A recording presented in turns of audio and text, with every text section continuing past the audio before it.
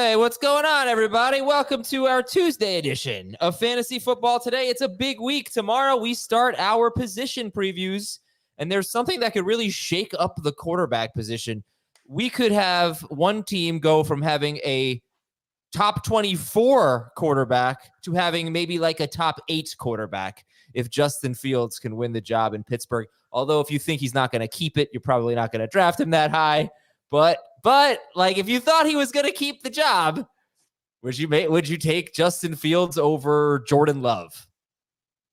No. If I thought he was going to keep the job, like have it the entire season?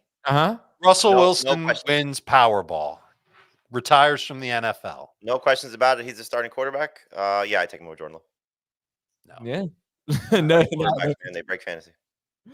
I look at the guy. I'm just reading my notes on Justin Fields. He was QB 14 per game in 6-point, QB 10 per game in 4-point last year, but he left one game after 53% of the snaps. He would have been number 8 per game without that game, number 5 per game without that game, and 4-point per passing touchdown leagues. But it's a little unfair because he was having an absolutely terrible game.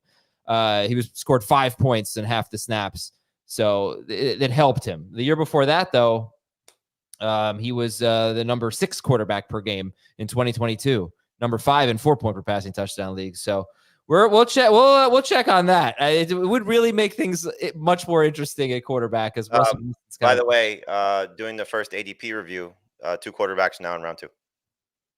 I think they're going to be in round 2. I don't think they're going to be in round 1. I don't think we're getting a round 1 ADP. I think we will get top 15. Who are they? Where are they going? Right now, it's Allen, Mahomes, 23, 24. Yeah, I'm thinking more like 20, 18 to 20. I don't know about 15. So this is ADP on what's on our website? On our site, yep. Yeah. All right, so we did essentially a draft yesterday. We call it pick by pick. Each of us was assigned to 2 spots in the draft. Jamey had picks 1 and 7. Dan had picks 2 and 8. I had picks 3 and 9. Our producer Thomas Schaefer had 4 and 10. Heath had 5 and 11. Dave had picks 6 and 12. If you're watching youtube.com/fantasy football today, you can see the entire layout of the draft, color coded, very cool, and how we built our teams from different spots. And they were 6 picks apart, so we weren't drafting like there's no sense in doing. I had the 8th and the 9th pick. You don't really get any different strategies there, really. So, we'll talk about how it unfolded. I don't know if you guys, I want to know if you had one big takeaway from what you saw. So today we're going to do this. I got 3 Twitter polls. Which value do people like based on where the Texans receivers went, where the Bears receivers went, and where the Chiefs receivers went? And we'll do the news and notes, and then we'll finish up with more observations from our pick by pick draft. But Dave, you had pick 12, and you started with Gibbs and Taylor. Because, man, we had quite a wide receiver run. First round had Lamb, Hill, Jefferson, Chase, St. Brown, A.J. Brown, Garrett Wilson, Puka Nacua. And then you took Jahmyr Gibbs and Jonathan Taylor at 12 and 13. And you said you liked the way your team turned out. So you felt like, okay, I can do this. I can go RB. I know it's not cool to go RB anymore, and it's especially risky when we're talking about a 3 wide receiver draft, which is what this is. But I'm fine with what fell to me. Your results may vary. You may not feel as good about Cooper Kupp, DJ Moore. Those were my round 3-4 picks. And then Calvin Ridley, Rashee Rice as my round 5-6 picks. But I think that foursome is good enough to start in a league this deep, 12 teams, 3 receivers and a flex, assuming Rashee Rice does not get suspended, which it doesn't look like at this point. I'm totally good with that. And on top of that, I've got 2 really good running backs in Jahmyr Gibbs and Jonathan Taylor. I felt like I was forced into this, though, because Garrett Wilson went with the 10th pick. Puka went with the 11th pick. And I'm not ready to take Marvin Harrison over Jahmyr Gibbs or Jonathan Taylor, even in this format. Now, if you are, take Marvin Harrison. You'll have that balanced approach. You'll be good to go. But I like how the team started those first 6 picks. And it makes me feel okay if I am wedged into, the 2 best players are running backs. I'm taking the running backs at the turn. Okay, so Dave starts Gibbs, Taylor, and then this is a 3-receiver PPR draft, by the way. 3-receiver PPR. Gibbs, with a flex. Taylor, with a flex, yeah. So you can start all 4 of those receivers. Gibbs, Taylor, Kupp, DJ Moore, Calvin Ridley, Rashee Rice. If you don't love Kupp and DJ Moore, he also could have taken Michael Pittman, Malik Neighbors, George Pickens, DK Metcalf, T. Higgins, Devontae Smith, but he went with Kupp and Moore. He went with Ridley and Rice at the sixth turn. And then there were 6 players off the board before the next wide receiver came off the board, and that was Marquise Brown. So actually, we had back-to-back Chiefs wide receivers, but with 6 other non-receivers in between them. At quarterback, he's got Justin Herbert and Kirk Cousins, who were 2 of his last picks. And at tight end, he has Brock Bowers and Pat Freiermuth. Just saw a report about how Pat Freiermuth really looking primed to be the number 2 target on the Pittsburgh Steelers, which is not a huge surprise. All right, so that was Dave's big takeaway. I guess final follow-up question here. Obviously, at the 12, 13 picks, you're very unlikely to get McCaffrey for sure. But Breece Hall, Bijan Robinson, okay, there could be some leagues where they fall, but it's unlikely. No, it's unlikely. Are Gibbs and Taylor the only 2 running backs that you would have done that with? They're the 2 highest ranked running backs that I had. So yes. But would you have taken Harrison instead of, say, Kyron Williams? Let's say Taylor or Gibbs had been off the board. That one would be a closer decision for me. But then again, if Taylor and Gibbs were off the board, that means that someone else would have fallen. It's a math problem, Adam. There's 13 names, and I'm picking 12 and 13. It's the very first thing that you do when you know you're picking 12th is you make a list of 13 guys that you want on your team. You rank them, and you're guaranteed 2 of them. And whichever 2 are left are the 2 you take. I understand that. So you're saying that if Puka or Wilson had fallen to you at the 12, at the 1, 2, oh, 2, yeah. we would have had if both of them had fallen, completely different story. I would have taken both the receivers. All right. Sorry. Jamey, you have a major takeaway? For Dave's team or just in general? For your team, any team, not Dave's though. I did like going 0 RB with pick 7. I like the way that worked out. I did not like doing best player available with pick 1, which is what I did. How that worked out. Okay, let's talk about pick 1 then. What best player available? So you started with McCaffrey. You hated that pick? Hated it. And then, you went Nico Collins at 24 and Derrick Henry at 25. Mm-hmm. Christian Kirk at the end of round 4. Trey McBride, first pick of round 5. And then Joe Burrow, Jaden Reed. Roma Dunze. Did you write Jalen Reed? Roma Dunze, Jamison Williams. Your starting lineup is Joe Burrow, Christian McCaffrey, Derrick Henry. That's studly. Nico Collins, Christian Kirk, Jaden Reed, and then Roma Dunze or Jamison Williams or maybe Jaleel McLaughlin or something like that. So what didn't you like about that team? I don't like not having I'm not happy not having better receiving core. Of Nico Collins, Christian Kirk, Jaden Reed, Roma Dunze, Jamison Williams. So what would you do differently then? I probably would not have taken Derrick Henry. And instead you would have taken... I probably would have taken one of the 49ers guys. Do you feel... So just before you took Nico Collins, Olave, London, and then Jalen Waddle, Devontae Adams came off the board. It was really your pick of Waddle because I don't know if Dan would have taken Waddle. I thought when you had Tyreek Hill, you wouldn't be stupid enough to take both Dolphins, but you were. And so that's the second time I've seen that in mock drafts, by the way, in like the last week. Hill and Waddle on the same team. I don't think it's so stupid. They get all the targets. They do get all the targets. They do. Also, yeah.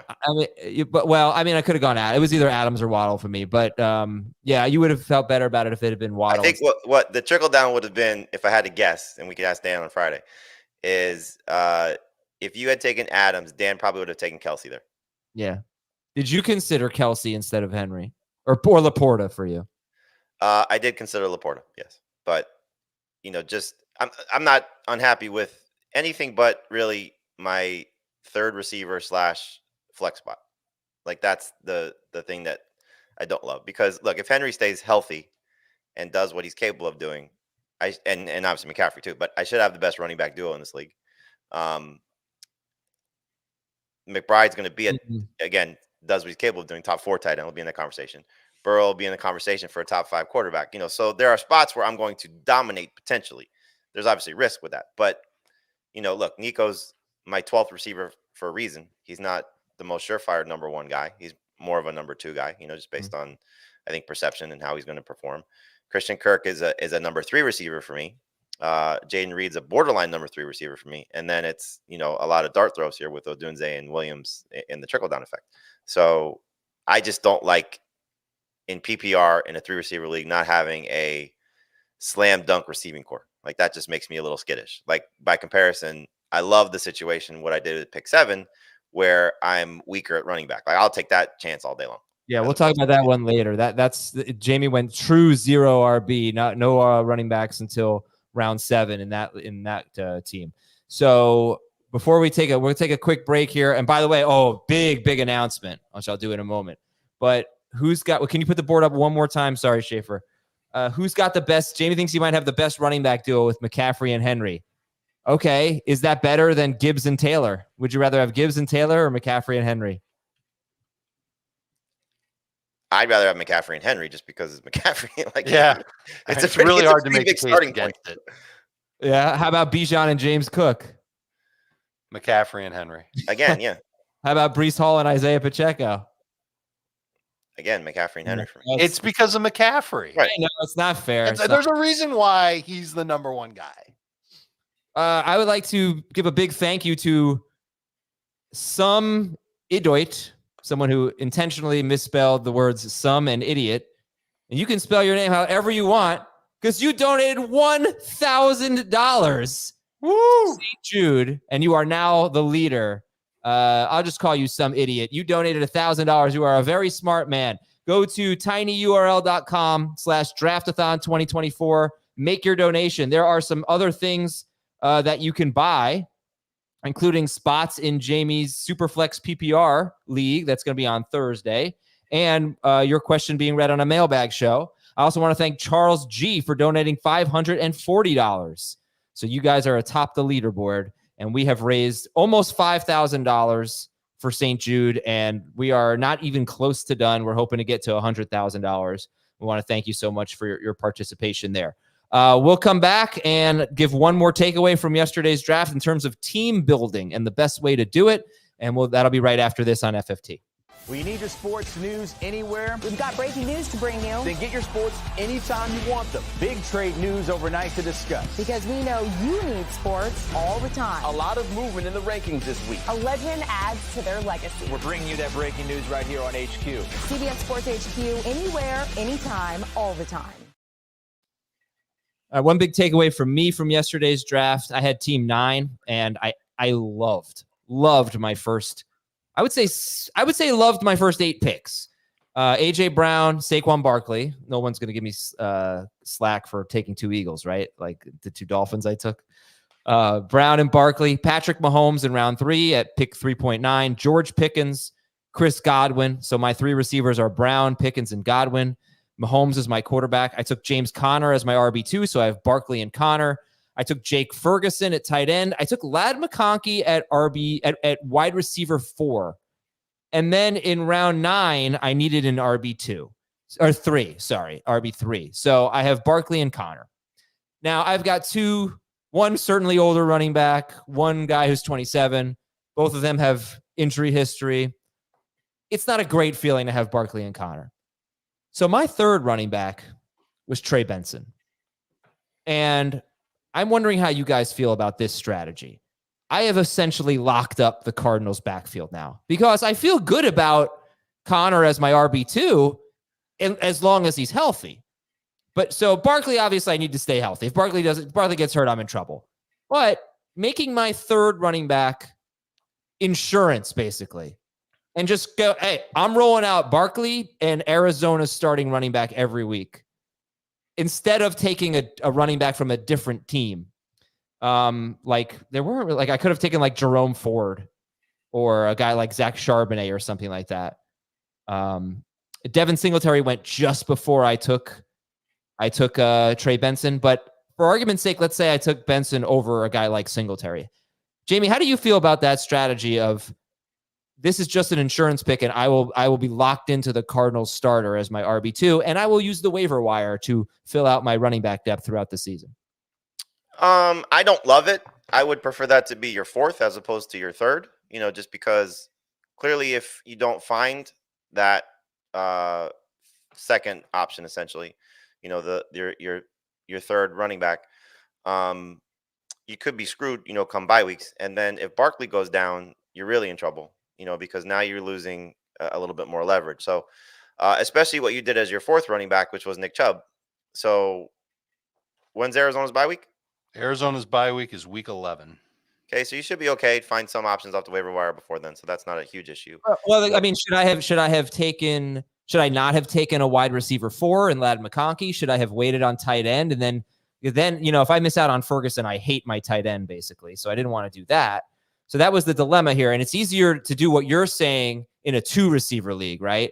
But in a 3-receiver league, I basically filled out my starting lineup and a backup wide receiver before I got my backup running back. Was McConkey my mistake? Because I think I could have taken Zach Moss instead of McConkey, unless I have the rounds wrong. No, I could have taken Swift instead of McConkey. It was amazing value. Yeah, he was pretty good value. So I probably would have gone Swift or Robinson over McConkey if we're just playing out how the board fill out. Mm-hmm. And then you could have gotten Josh Palmer, who I know you like. Oh, yeah, I could have done that. Yeah. So, I like that route better. But if we're just keeping with the same positions, I probably would have taken, I don't know who your next favorite guy is after Benson, of the players who were drafted. So if it's Charbonnet, if it's Ford, if it's Edwards, if it's any of those guys, I probably would have taken one of those guys and hoped that Benson made it back to me the next round. All right. Well, we'll talk more about this later. I think this is, just something to consider is if you're sitting there, you go, well, I really like my team. Don't feel great about running back. Can you just lock up a team's backfield and feel good about it? I feel okay about it. And then you just have to sort of accept that you're going to walk out of your draft maybe not feeling comfortable about running back, but we know how fantasy football works. The waiver wire, I think opportunities arise. The concern for you is somebody just actually brought this up in the chat. What happens if they're splitting carries? Yeah, that's a great question. I don't see that happening. That would be a nightmare for me. I feel confident that James Conner is going to be worth starting, a very good RB2 as long as he's healthy. Yeah, I don't disagree with that, but there's obviously that scenario of what happens, So for me, the 0 RB team, pick 7, I drafted Brooks and Hubbard. Clearly much different investment of what I made there. I don't have to worry about them splitting carries. My concern is when Brooks is back, because he's the first running back that I drafted. I don't want to have to rely on Chuba Hubbard. But let's just say I had to rely on the Panthers backfield. My team is not relying on that. Your team is a little bit more reliant on one of those Cardinals guys being significantly better than you. I'm fine with that. Yeah. Go ahead, Dave. First of all, you're talking about handcuffing like it's a new thing and it's been around forever. And it's fine. I don't have that big of a problem with it. No, I'm not talking about it. I'm talking about handcuffing. Exactly what you're talking about. No, Dave, you did. But you're like, I'm not making it that simple. I understand what handcuffing is. What I'm saying is most people don't use their third running back pick on a handcuff. Okay, I did not build out depth. I could have taken Charbonnet or something like that, but I used it on Benson because I'm just thinking, all right, look, I'm not deep at running back, but I'm good as long as Barkley stays healthy, because I'll have Barkley and a starter for the Cardinals. So it's different. Who was your next running back that you liked when you took Benson? Charbonnet. Then in that case, I like that you took Benson. Yeah, and I like the fact that even if the Cardinals are a mess, by week 11 when they're on bye, Chubb could be back, and Chubb could be the primary guy for Cleveland. Then I have him. And as far as Barkley going down, it goes without saying, any fantasy team that has Saquon Barkley is in big doo-doo if he were to get hurt. So that's just something you accept. I like that what I really like about this team is that you address the starting lineup early, and you've got your guys, you know who your lineup's going to be, and having James Conner as your RB2 isn't the worst thing in the world. I think we all agree that that's exactly what he is an RB2, and you got the guy that could best replace him. And we know that he misses time every year. I think it's fairly responsible on top of putting together what I think is a really nice team, Adam. Yeah, I go the other way just because if something happens to Walker, then you have the Cardinals starter and the Seahawks starter, and you still have a chance to get Benson in the next round. Yeah, and that's the thing, right? I mean, there's a big difference. Some people like to go with the other team's handcuffs. Some people like to go with their own. What was I going to say? Yeah, and this doesn't have to be Connor and Benson. This could be Aaron Jones and Ty Chandler. This could be, I guess, Zamir White and Madison. This could be, who else? I'm surprised you took Connor over Zamir. Zamir really fell. He just kept on falling. Thank you. Yeah. All right. Well, yeah, more on that in a second. We have a live stream tonight at youtube.com/fantasyfootball today, Tuesday night, 8 p.m. Eastern. Please join us for that. We're going to be talking about we're going to be doing a half PPR mock draft. And it's 2 receivers, 2 running backs. So it's going to be the conventional and still more popular or more used format. And podcast awards, I think today or tomorrow is the last day. So please get on podcastawards.com and nominate us for the sports category and the People's Choice category. You just have to sign up. It takes about 30 seconds and then nominate Fantasy Football Today so we can win the podcast awards this year. All right, let's take a look at some Twitter polls and see what people thought about wide receiver value on the Texans, the Bears, and the Chiefs. So I said best value, Nico Collins, 23rd overall. Tank Dell, 54th overall in round 5. Stephon Diggs, 56th overall in round 5. And how about this? Nico Collins is getting absolutely crushed in this poll. Yeah, of course, because the later guy is going to win every single poll. I don't know. I mean, well, Tank Dell and Stephon Diggs they basically had the same draft value, right? 2 picks apart in round 5, and they're pretty much tied. 44% for Dell, 46% for Diggs, 10% for Nico Collins. Jamey, since you did draft Nico Collins 23rd, does this change anything for you? This idea that, hey, instead of Collins, I'm just going to wait a couple rounds and maybe I'll take Dell or Diggs. No, because I believe Collins is the best receiver for the Texans. He's the guy that I have ranked the highest. I can't, I can't pass on the player who I think is the best in that spot to hope that I get one of the 2 other guys later. Tank Dell was a fantastic. Both guys were fantastic picks. And that's the range where I have them ranked a little bit higher, but in that range. So I expect them to go kind of at the 4-5 turn. And for me, Nico is at the 2-3 turn. Okay. How about best value for the Bears wide receivers in our draft? This one, Dave, you're going to be a little surprised at the results. You took DJ Moore 37th overall. He has only 15.4% of the votes. Keenan Allen in round 6, 69th overall, 49% of the votes. Oh, Schaefer voted for Keenan Allen. Wow. And Odunze, 96th overall at the 8-9 turn. So you got Moore at 37, Keenan Allen 69th, Rome Odunze 96th, and Keenan Allen has almost 50% of the vote. Rome Odunze has about 36% of the vote going at the 8-9 turn. And DJ Moore, I do understand that the guy who goes first is unlikely to win this, but I am surprised that this is I feel like I support Keenan Allen the most on this show. I feel like, and this would be too early for me at 69th overall for Keenan Allen. Dave, what do you think about these results? I think people are still excited about Keenan Allen because of what he's done in LA and how great he's been for fantasy. That being said, it's a completely different situation. I would like to think that everybody's got their heads wrapped around that and that they expect him to not get 10 targets per game, but maybe they're not seeing that as much. I don't know, but Keenan Allen in this spot, 69th overall. What is that? That's late round 6. Yeah. Even in full PPR, it feels just a little too rich. How good are you guys at this point in your life in multiplying by 12? Pretty good. 50-50. 12 times 9. 108. Oh, that took too long. That was embarrassing. 12 times 7. 84. That's the hardest one for me. I always struggle with the 12 times 7. All right, let's see. The Chiefs wide receiver value was interesting because, as I mentioned earlier, Rice and Brown were consecutive wide receiver picks, but they were 7 picks apart. They both went in round 6. Rashee Rice went at the 5-6 turn, 61st overall. Marquise Brown went 68th overall. And Xavier Worthy went 100th overall. And look at the results. It is super close. Worthy and Brown, Again, Rice and Brown were in the 6th round. Worthy was in the 9th round, 100th overall. They're all between 30 and 35%.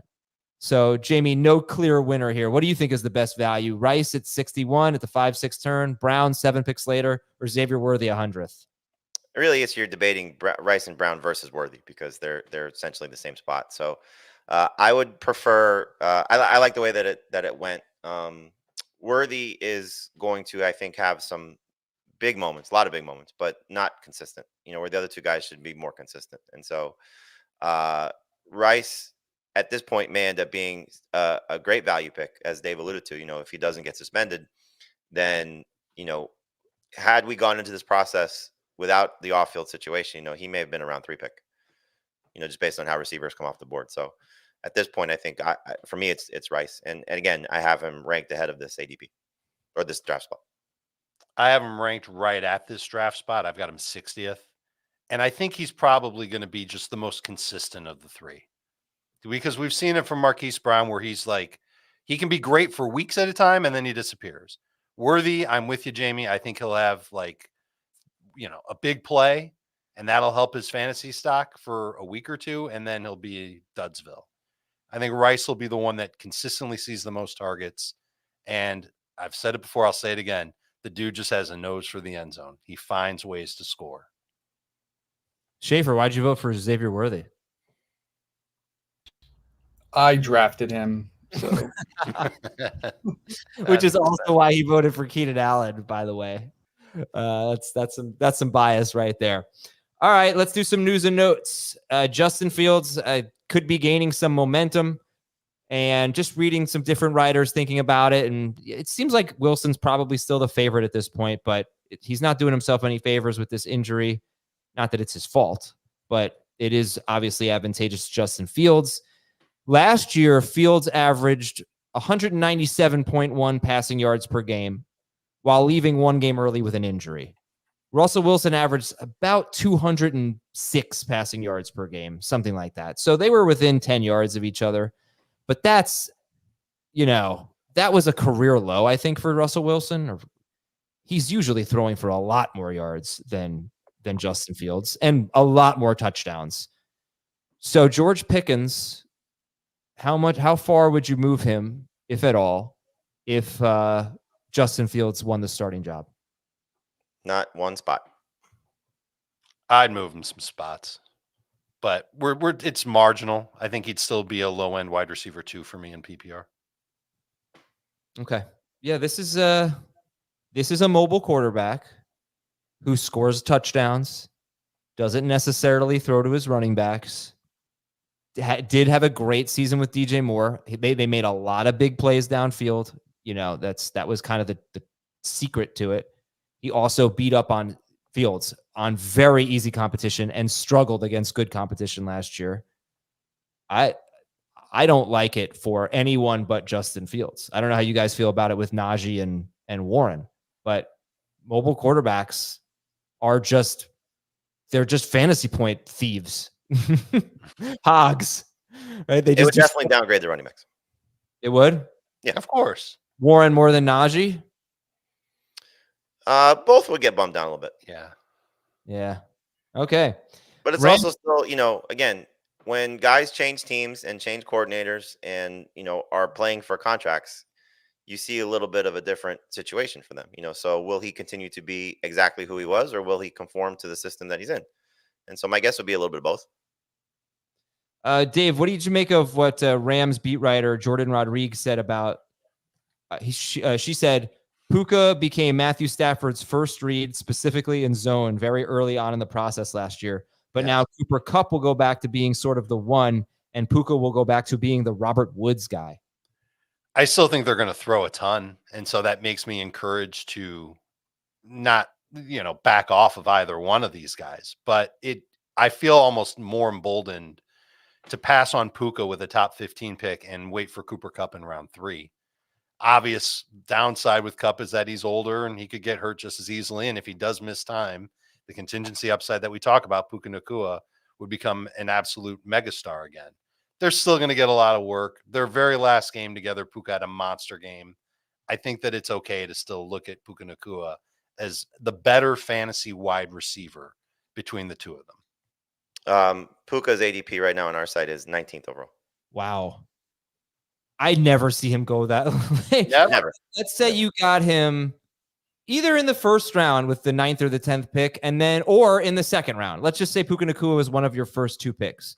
How would you feel about taking Cooper Kupp in the 4th round? Hate it. If I had a hero RB build or 0 RB build, I'd be fine with it. Yeah. Dude, I see Puka at 24 in our ADP. Non-PPR or full? That was non. Yeah. No, that's full. My bad. Really? He's falling as we speak. Marvin Harrison is 19. Garrett Wilson's 19. I have Puka. Oh, okay. Okay. I see the difference.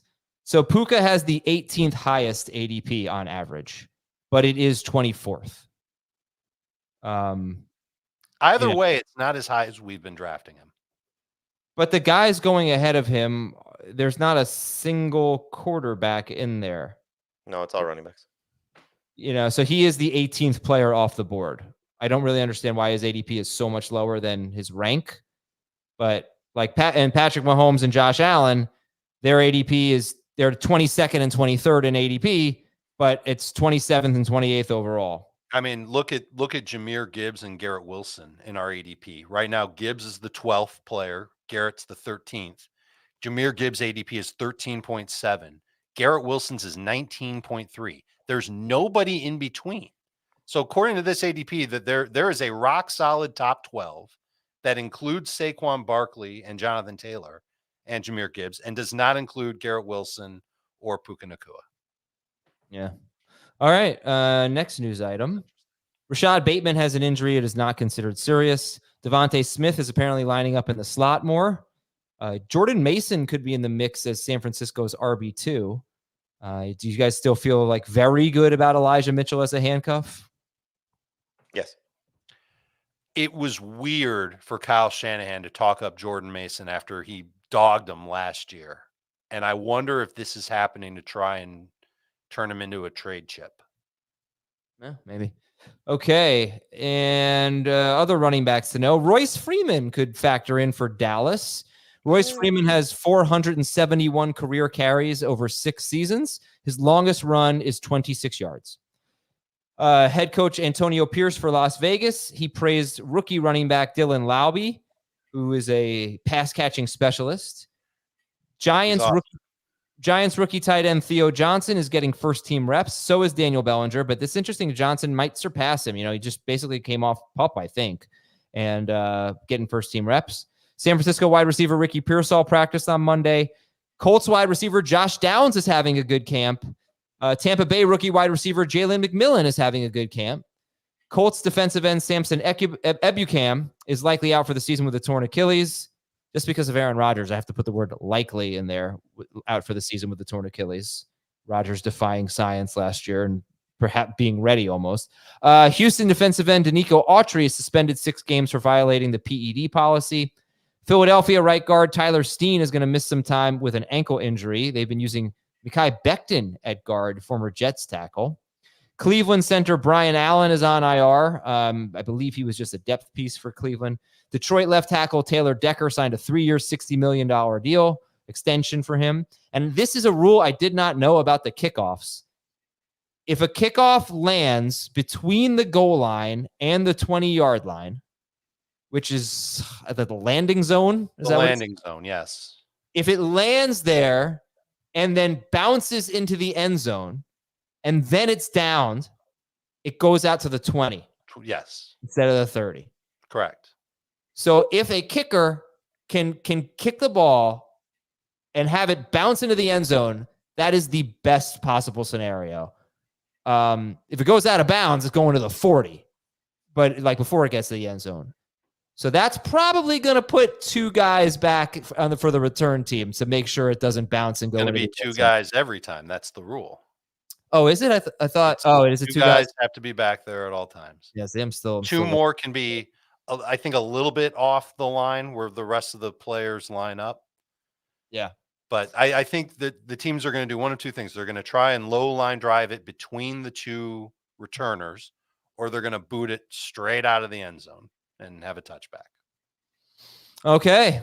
We're going to come back after this break with more observations from yesterday's pick by pick. We'll talk to you in about a minute and a half on Fantasy Football Today. There are some things in life that you can't quite explain. An extraordinary story. Maybe it sounds flawless, looks effortless, or makes you feel like a part of history. The first ever goal for BFC. And when all of those phenomenons come together, it's perfect. Pitch perfect.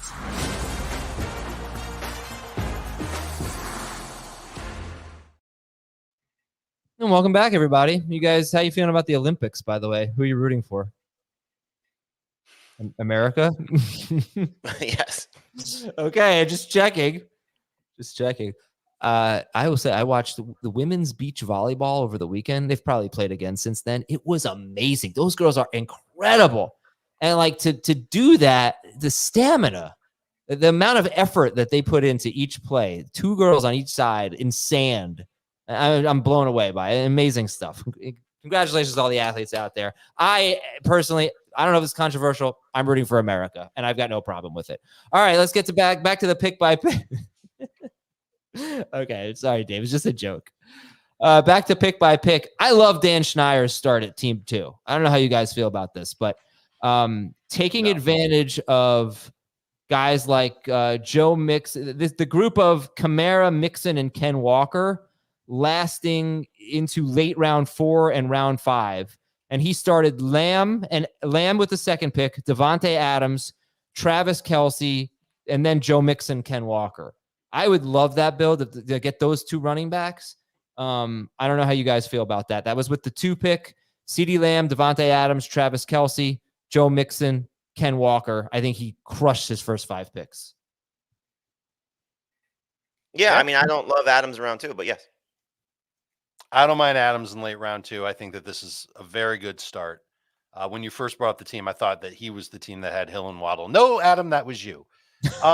He took a lot of the players that he liked and a lot of good values. I thought Walker might have been the best pick of them all, just getting him in early round 5.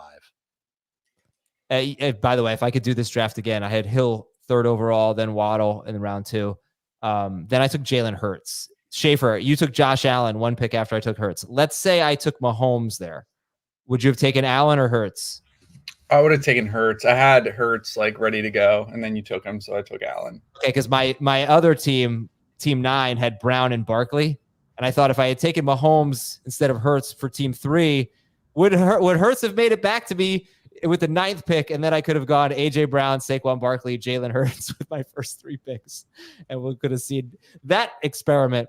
All right, so Dan, yeah, I don't know. I guess my takeaway is that I just really like in Josh Jacobs. You got great value on Jacobs, by the way, in middle round 4, Dave. But I really like that trio of Kamara, Mixon, Walker, if I can get them in late round 4, the beginning of round 5. So if you have an early pick, you might be able to go wide receiver heavy to start and end up with 2 of those running backs. And I like that strategy, Dave. Do you like that? I do too. I think that that's the goal. If you're taking wide receivers early on and you don't want to designate yourself a 0 RB team like Jamey did. By the way, I thought Jamey's 0 RB team ended up being pretty nice. But if you don't like that and you want to have at least one good running back, you will be able to find somebody in rounds 3, 4, and 5. I don't think that's the dead zone. I think that that's a place where you can get some respectable value on some running backs that should be at least RB2s. I know one of them will be your RB1 if your first 3 picks aren't running backs, but they're going to give you some good value. I like the Mixon pick, the Walker pick. I was surprised that Jacobs lasted as far as he did. I also think that running backs kind of slid in this draft because first of all, there's only 6 people drafting, not 12. And we all know that it's a 3 receiver, 1 flex league. And we all know that everybody else is trying to pick off wide receivers. So I think that people kind of reach for wide receiver at certain points, and that pushed running backs down. And I don't know if that's going to be indicative of what people will have in their home leagues this year.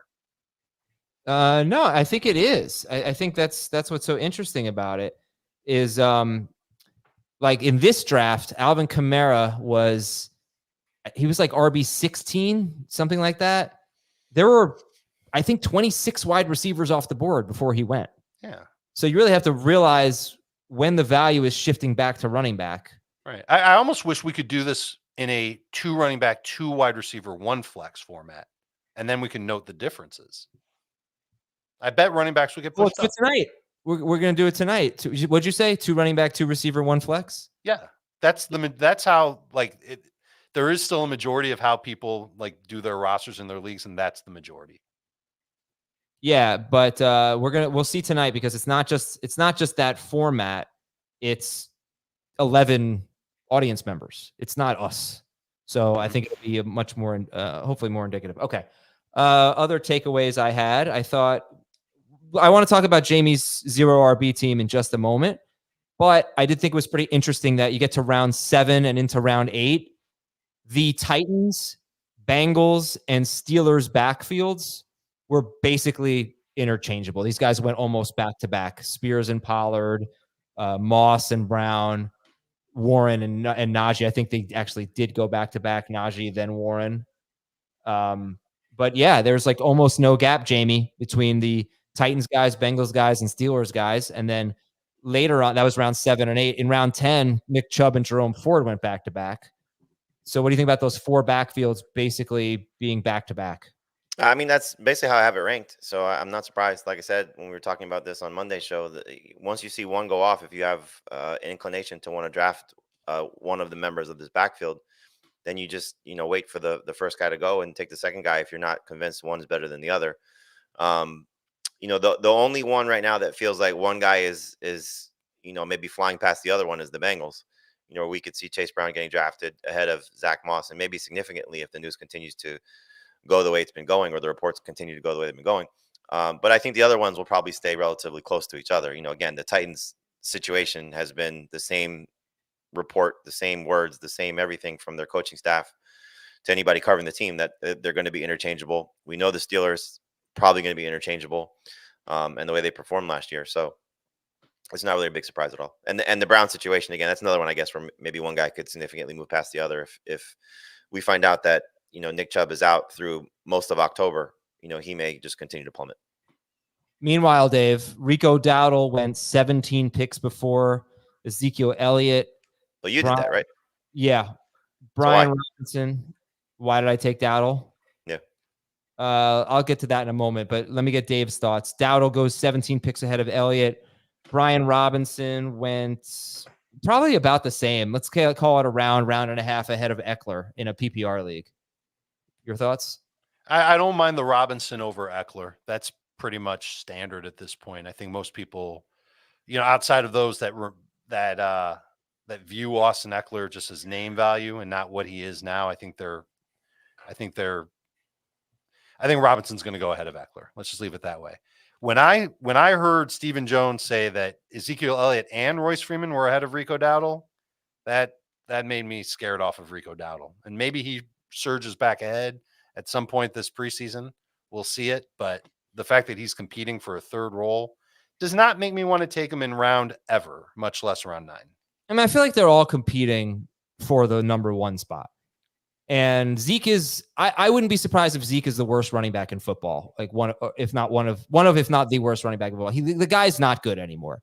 If Rico Dowdle can't beat out Ezekiel Elliott, the Cowboys, I think they have like no chance of having a good running back this year.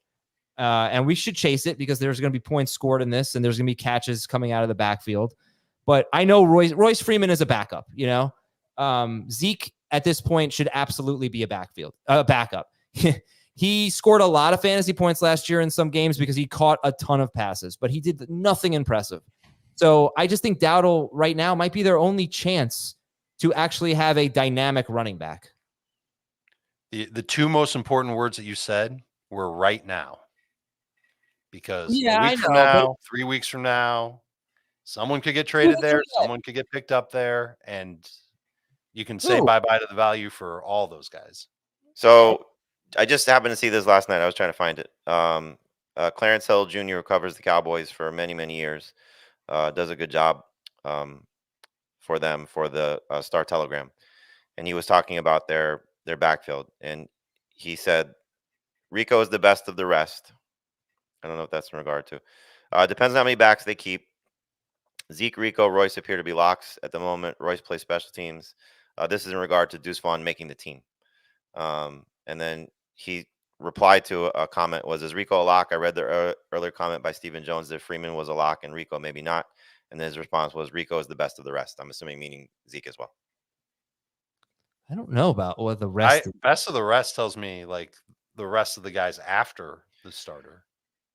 Let me see if there's more to this. It's obviously important, you know. If I wouldn't spend this much time talking about like the Giants' backfield if there was uncertainty, but the Cowboys' backfield, hell yeah, I want the Cowboys running back, especially if I can get him in round 10 or later or something like that. But something to keep in mind is, remember the conversation I had about taking James Conner and then getting Trey Benson. Well, this team 3, where I took Blake Corum, I built the team similarly. It's wide receiver heavy. It's got an elite quarterback. It's got a top 8 tight end. You know, it's got Jalen Hurts, Evan Ingram. And I waited until round 9 to take my RB3, just like I did with team 9. And that was Trey Benson with James Conner. My RB2 in this league is David Montgomery. My RB1 is Alvin Kamara. I didn't have that opportunity to grab the handcuff and lock up the backfield. I don't consider Jamal Williams to be that. And obviously you can't handcuff David Montgomery. So, you know, if you plan on handcuffing, just be aware if you have a build like Kamara and David Montgomery, you know, I think did I take Jamal Williams in this league like super late, but he's, you know, I guess I didn't bother. Just be aware of that. You may not like that strategy of having 2 starting running backs who don't really have good handcuffs. Let's see what else. Jamey, all right, let's talk about your 0 RB team. This was a full commitment here. You don't see a lot of this these days. Jamar Chase, 7th overall. Then Drake London, Deebo Samuel, DK Metcalf, and then Dalton Kincaid. And then I made a joke in the chat about how many picks in a row can you draft someone whose first name starts with the letter D? And nobody laughed, so that was disappointing. But you went Jamar Chase, Drake London, Deebo Samuel, DK Metcalf, Dalton Kincaid, DJ Stroud. You should have typed in DJ Stroud. That would have been great. CJ Stroud was your quarterback. So you've got your 4 receivers, Chase, London, Deebo, and Metcalf. You've got Stroud, and you've got Kincaid. Your next 4 picks were running backs. Jonathan Brooks, Brian Robinson, Devin Singletary, Gus Edwards. And then later you took Chuba Hubbard and Braylon Allen. And you have Curtis Samuel and Jahan Dotson for receiver depth. You only have 1 quarterback. It's Stroud, and 1 tight end. It's Kincaid. So did you like this team with Brooks, Brian Robinson, Singletary, and Gus Edwards in rounds 7 through 10? Yeah, very much so. You know, clearly there's uncertainty at running back, but as you alluded to earlier, that you know, we play 3 receivers in a flex in this league, or that's the, you know, lineup that we're going with. And so I just have to get 2 starters out of this that are hopefully in the top 24 range, if not higher. And I think between the Panthers backfield, hopefully it's Brooks and most likely Robinson, but you know, I'll just have to mix and match and, you know, figure out which is the best player on that particular week, whether it's Singletary or Edwards or, you know, however that all plays, or Robinson, however that all plays itself out. But look, if those receivers stay healthy and do what they're expected to do or capable of doing, there's immense upside there for what the potential is. And so the first 2 picks were locked in for me. You know, I was expecting, you know, one of Olave or London to be there just based on how, you know, you typically see our drafts go. So I was pretty confident I get one of those guys. Do you think there's a big difference between Olave or London, or you think they're more or less the same? I think that there's more touchdown potential for London. I think there's a higher ceiling for Olave. I like the schedule better for London. I like the quarterback better for London. So I have London ranked ahead of Olave, but they're basically back to back. And then last thing before you get to the rest of your team, if for people doing this kind of build, there's a better chance that you're going to get, if you like him better, you're going to get Marvin Harrison at this spot, 2.6. You're never going to get it in a draft with us. Like Marvin Harrison will never last that long, but looking at ADP on Draft Sharks, for example, that's exactly where he's going. So 2.6, I'm sure you'd like your team even more if you had Marvin Harrison instead of Drake London there. So I just want to say that is realistic for people drafting out there. Yes, you're correct in that regard. The tough call for me was taking Samuel over Laporta, but I wanted to go a different route and just take receivers. So that's another thing that you could throw in there. So let's just say I had done that and taken Laporta there and still come back and take Metcalf, then I'm probably taking Diggs in round 5 as opposed to Kincaid. Yeah, so we never know how it's going to play out, but which would you have liked better, Laporta and Diggs or Debo and Kincaid? Debo and Kincaid. Dave, how about you, Laporta and Diggs or Debo and Kincaid? Laporta and Diggs.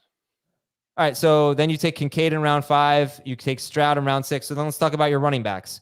Brooks and Hubbard late. Brian Robinson, Devin Singletary, and Gus Edwards. And you said you want 2 top 24 guys. Who is that going to be in your mind? Well, I'm hoping for 2 top 24 guys. I mean, it's clearly a risk. Who is that going to be? Like I said before, I think it's going to be Panthers starter and Brian Robinson to start the season, and then kind of mixing and matching. So it's when you go this route, you have to be prepared to play the waiver wire. Because you want to jump on the Kyron Williams, the Jerome Ford, the guys that are going to emerge early because of injury or production. But at the same time, again, I feel like Brian Robinson is going to be in that range to start the season. The Panthers guy is going to be in that range to start the season. And I think Singletary and Gus Edwards, based on matchups, will be in that range to start the season as well, until we start to, see them potentially struggle, or in the case of Edwards, maybe get replaced.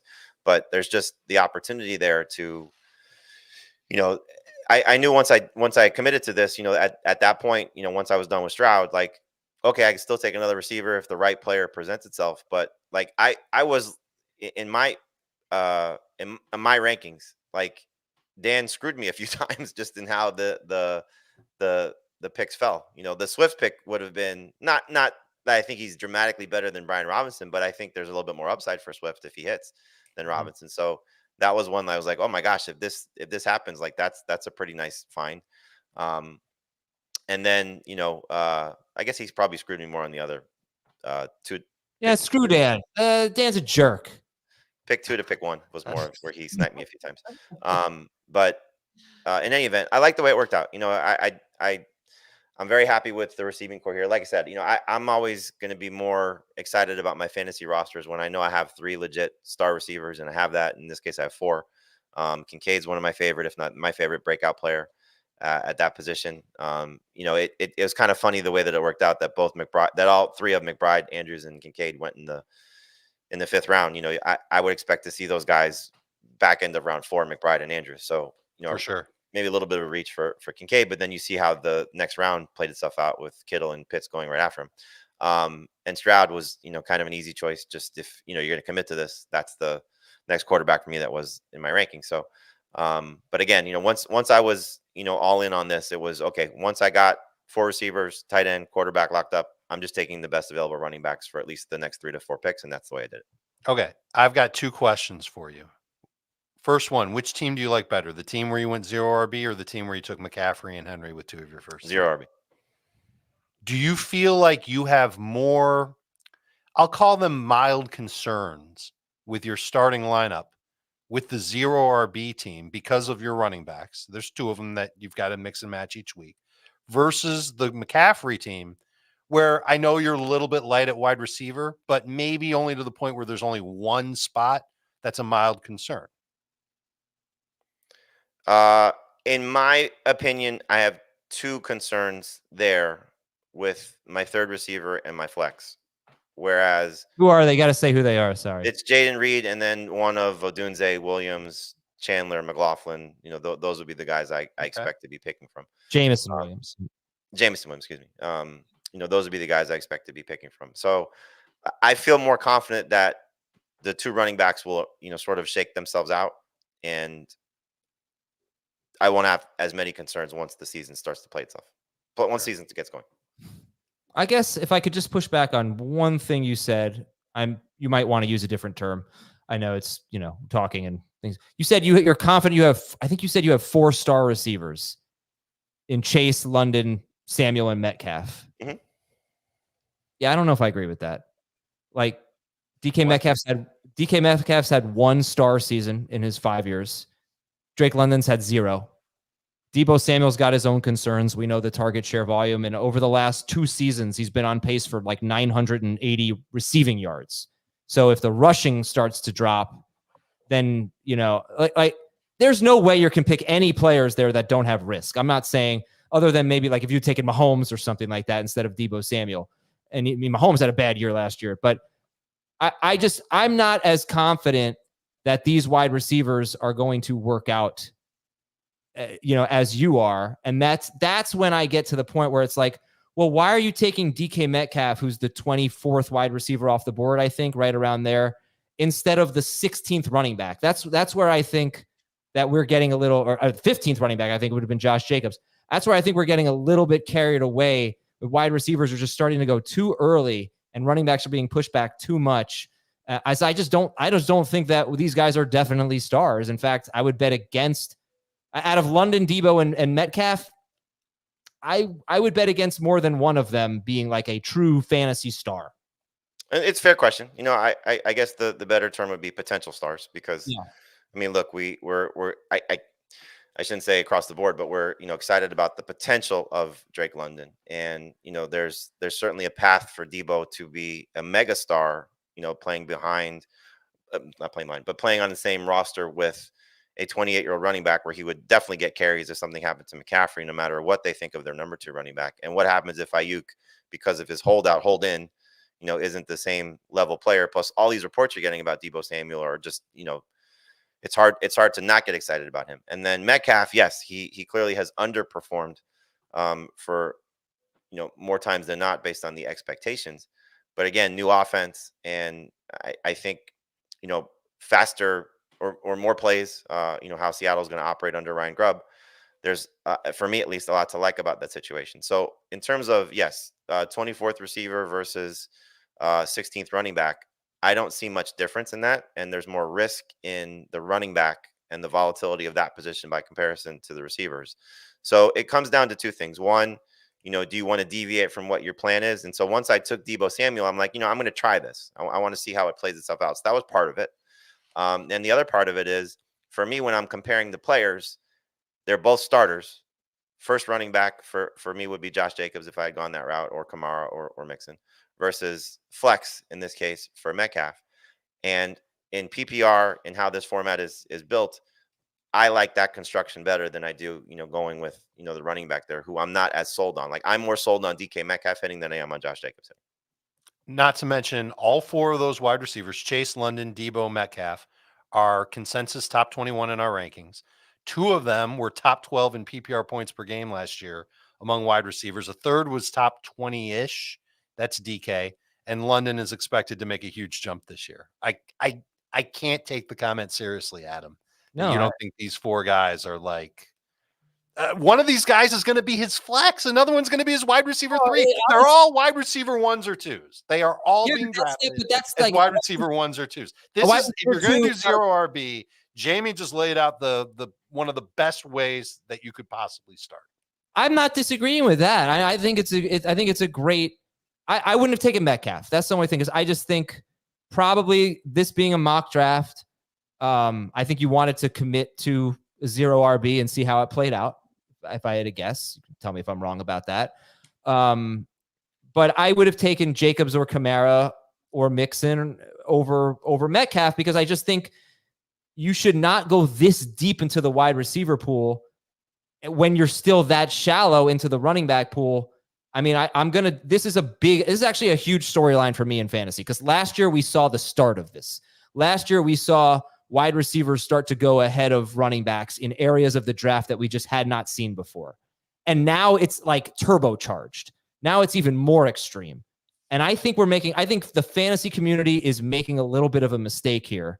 I think they're downgrading running backs too much, and they're acting like wide receivers are so safe. And I laid that out on Friday's show on our mailbag, like which position is safer. I think you could probably say wide receiver is safer, but they're not safe. I will say this, Jamey, you, me, anyone in the world, it's pretty rare we're going to hit on all 4 of our first. Of course, yes. Right? So there is risk with everyone. I just think that I'm going to try to do some research and some math before we do the running back and wide receiver previews next week to support this. But my theory this year is that you can really win in the third and the fourth rounds by kind of zigging where others are zagging and going with running backs over receivers, because you are going to be much shallower in the running back pool than the receiver pool. Let me ask you this as well, because clearly the first 4 picks I took wide receivers. Would you feel differently about this? Because we're talking about, so Jacobs is running back 15 or 16. Is that, what number do we sell on? 1, 2, 3, 4, 5, 6, 7, 8, 9, 10, 11, 12, 13, 14. Okay, so he's running back 14. That's me straight. So it's also knowing who you're drafting with, and Dave referenced this, or you, Adam, referenced this earlier. You know, the 6 of us, we know that I think Dave said this. We all know that wide receivers get pushed up. So let's just take the 4 receivers, and instead of me taking Kincaid and Stroud, I take Ramondre Stevenson or James Conner and Zamir White.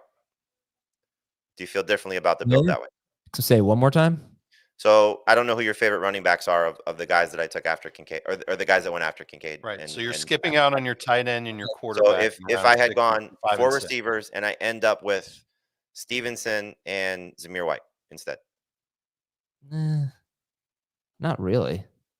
Okay. I you, I really liked the Kincaid and Stroud picks.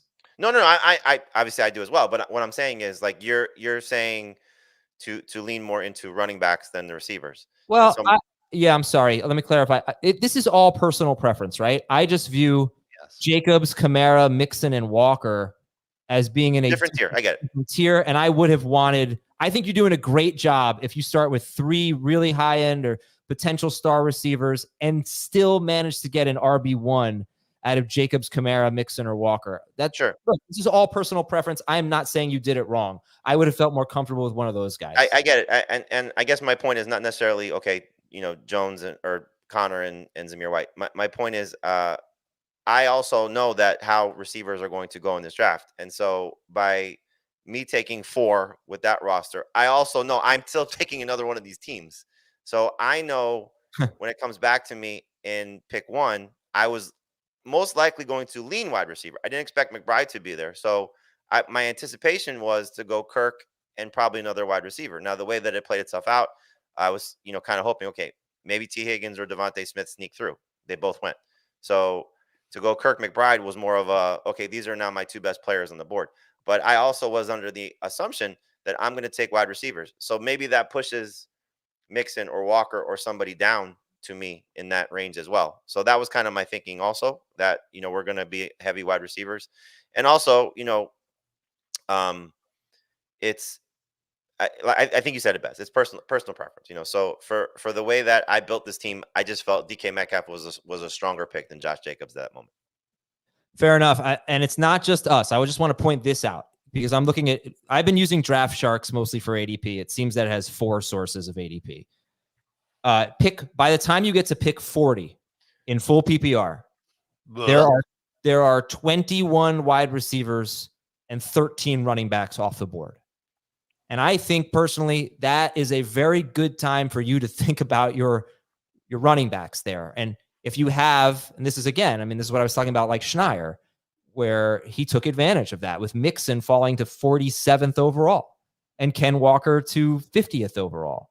And he started with Lamb, Adams, and Kelsey. I just think that if you're getting the 15th running back off the board, and the 15th running back off the board used to be at the 2-3 turn. Now it's at the 4-5 turn almost. And this I think is a bit of an overreaction. So again, I don't want to speak for the podcast, but that to me just screams like zig where others are zagging.